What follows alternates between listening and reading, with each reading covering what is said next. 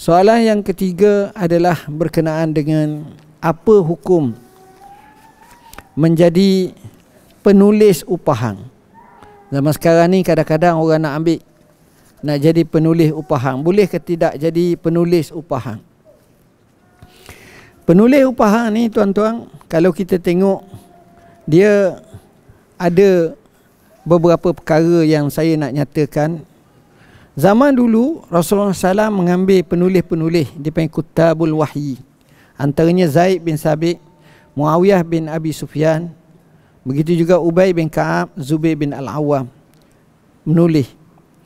Adapun kalau kita tengok Quran kita ni juga ditulis oleh Usman Taha yang telah dicetak lebih daripada 200 juta naskah oleh Majma' Malik Fahad di Madinah Munawwarah. Sayyidina Ali radhiyallahu an juga dikatakan menulis perjanjian Hudaibiyah. Jadi tentang tulisan ni banyak. Imam Malik rahimahullah telah menulis kitab Muwatta, Imam Ahmad dan juga Imam Syafi'i kitab Musnad. Begitu juga Imam Bukhari, Muslim dan lain lagi kitab sahih masing-masing dan sunan masing-masing. Jadi penulisan daripada zaman Nabi sampailah zaman kemudian masyhur sangat ditulis.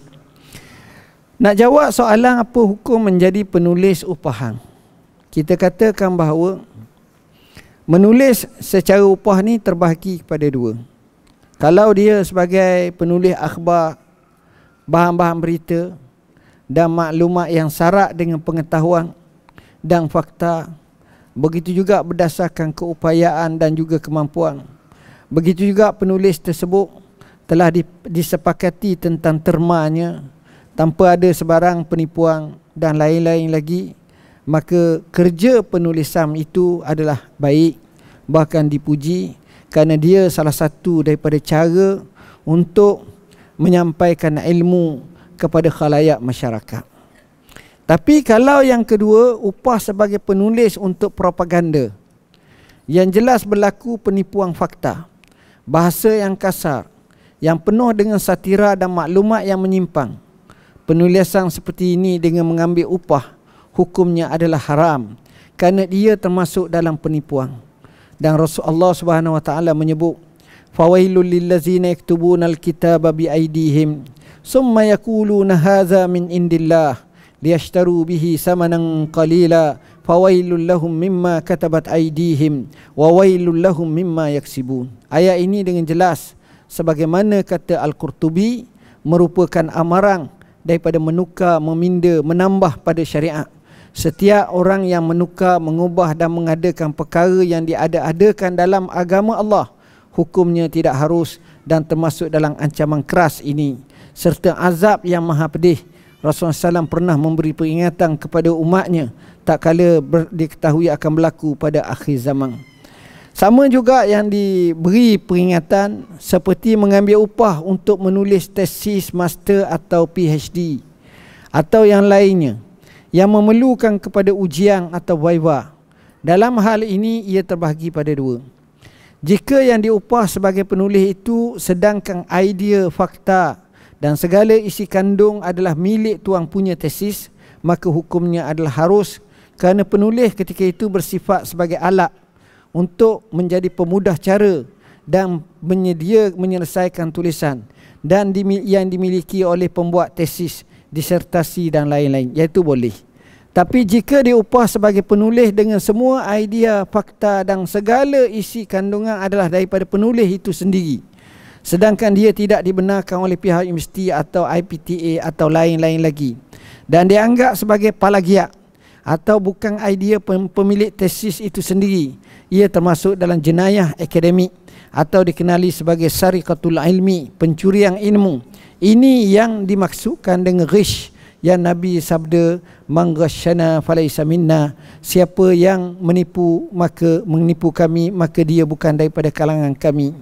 Antara adab menulis sepatutnya dijunjung ialah menisbahkan setiap nukilan yang diambil dengan tuan punya asal dan juga dipastikan nisbahan tersebut adalah benar.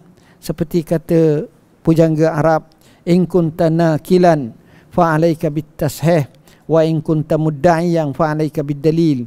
Kalau kamu menukilkan, hendaklah kamu tasahihkan, dan jika kamu mendakwa, maka nyatakan dalil dan bukti. Dengan sebab itu, penulis perlu menukilkan pendapat seseorang atau buku seseorang dengan merujuk kepada maraji' atau masadir.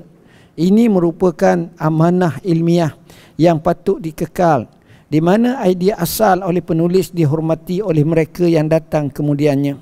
Seperkara lagi, pastikan penulisan dielakkan daripada mencemar maruah seseorang atau bersifat menghina, kerana seseorang Islam itu, di mana semua orang Islam yang lain selamat daripada lidah dan tangannya.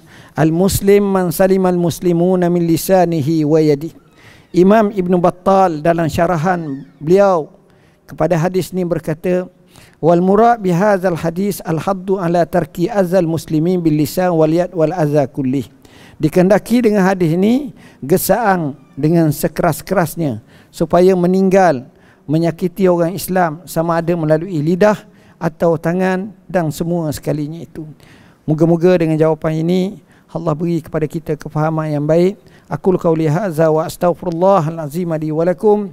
Wassalamualaikum warahmatullahi wabarakatuh.